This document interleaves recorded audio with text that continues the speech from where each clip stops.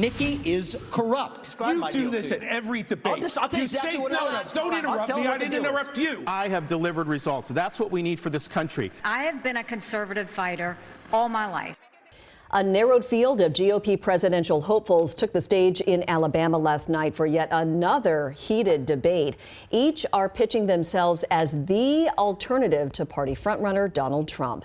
He opted to skip this debate, as he has done for everyone so far this election cycle. 4 candidates were on the debate stage last night, and what was expected and what will be the last debate before the first big contest, the Iowa caucuses next month. Let's get to King 5 political analyst and former state attorney general Rob McKenna.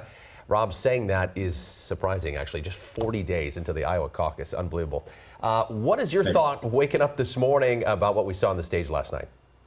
I think I have a headache from all the yelling last night, but my thought was that it was clearly the last debate before the Iowa caucus, and you could tell because they were really going after each other. In particular, Nikki Haley was targeted because she's closing in on Ron DeSantis in Iowa, and clearly he's concerned about that.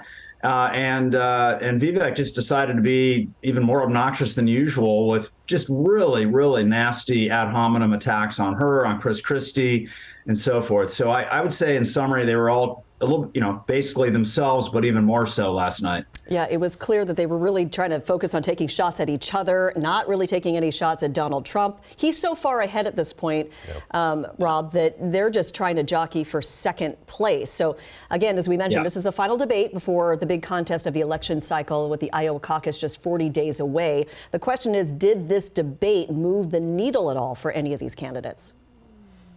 I don't think that it did. I think that whatever momentum they have going into Iowa was probably unaffected by the debate. I think Ambassador Haley has the momentum right now. She might overtake DeSantis. On the other hand, Governor DeSantis has poured resources into Iowa. He desperately wants to, come in second, and he needs to. I think the strategy of them attacking each other is all about trying to force more people off that stage. And, because that's because the only way that any one of them has a chance of overtaking and defeating Trump for the nomination is to clear the field so it gets down to a one-on-one race, so that Republican primary voters have a choice between Trump and DeSantis or Trump and Haley, for example. Yeah. All right. Let's pull up the latest Monmouth University poll just to really snap it into perspective here about how far ahead Donald Trump is in this race. First, let's pull up the poll here from Donald Trump and his. Here, let's pull this one up. Donald Trump, 58% in this latest poll.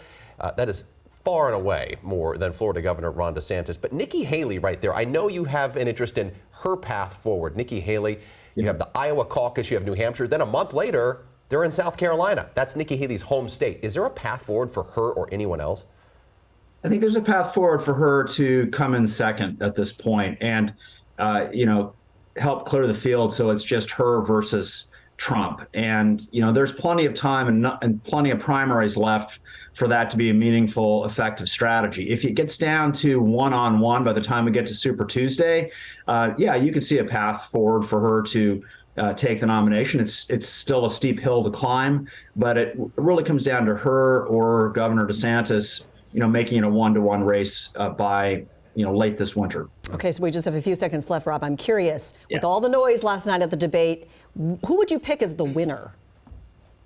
I thought that Nikki Haley was the winner in the sense that she took a beating and she displayed a lot of poise and even a sense of humor. I don't think they really scored points on her. In fact, I just think that people like Vivek just hurt themselves by being incredibly rude and arrogant and insulting. And he did that to Christie as well. So I'd give high marks to Governor Haley for standing up strong under a pretty withering assault. Yeah, high marks to Chris Christie, too, frankly. He paused the whole event last night to kind of tell everyone to back off of Nikki Haley and defend her, which I thought was kind of a gentlemanly thing to do. All right, Rob McKenna, we love getting you here live on a morning that comes the day after these kind of crazy debates we've been watching. So thanks for your perspective. No more. All right, thanks, Rob. Pleasure.